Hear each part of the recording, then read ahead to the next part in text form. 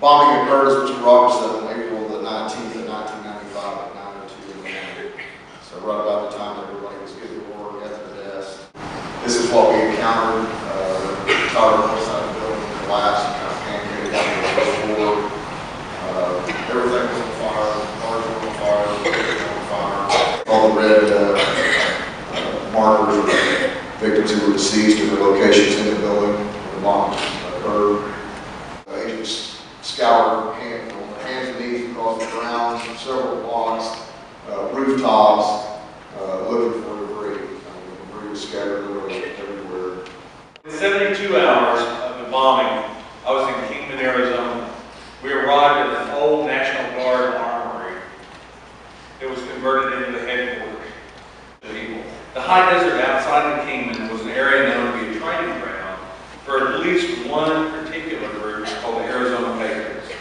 It was never found that McVeigh or any of these guys were part of that group. That's my mom, and I had one brother and I had 2 sisters. And my brother was 1 year older, and Valerie was 1 year and 1 day younger than me. And I think if you look back at the picture that they showed earlier, if she'd have been in her office, I think she would have been one of the ones that was treated and released, or would have been a survivor. You see the breaking news on the TV, and see that a building in Oklahoma City was bombed, and my mom knew right off it was Val's building.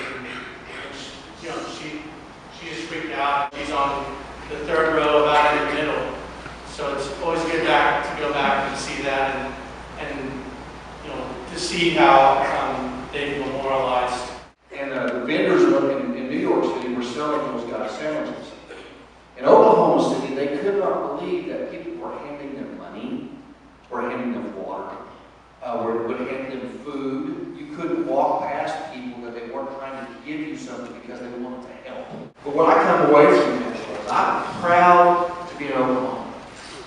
The Oklahoma Standard. They talk about it everywhere. Those New York City guys that I talked to, they were talking about it. They told us, guys, when we retire, we're moving back, we're moving here. Because these are the kind of people we want around.